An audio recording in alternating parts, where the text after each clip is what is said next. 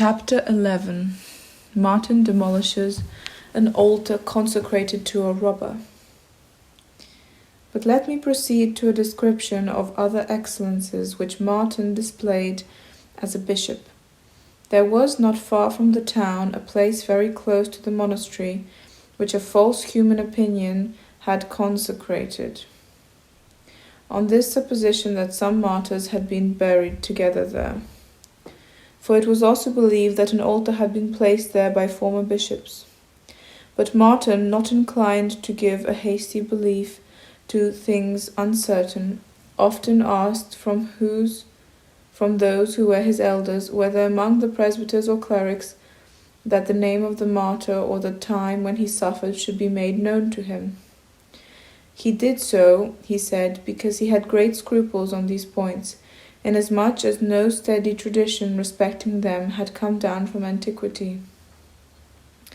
Having therefore for a time kept away from this place, by no means wishing to lessen the religious veneration with which it was regarded, because he was as yet uncertain, but at the same time not lending his authority to the opinion of the multitude, lest the mere superstition should obtain a firmer footing, he one day went out to the place, taking a few brethren with him as companions.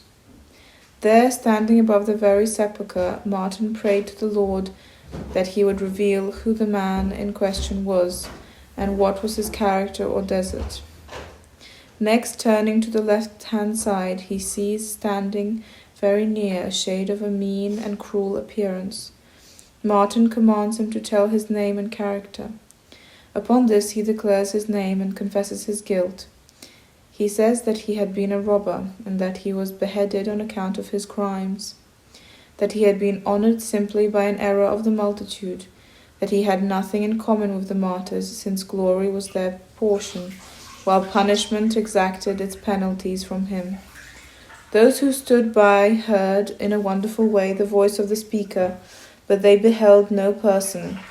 Then Martin made known what he had seen, and ordered the altar which had been there to be removed, and thus he delivered the people from the error of that superstition.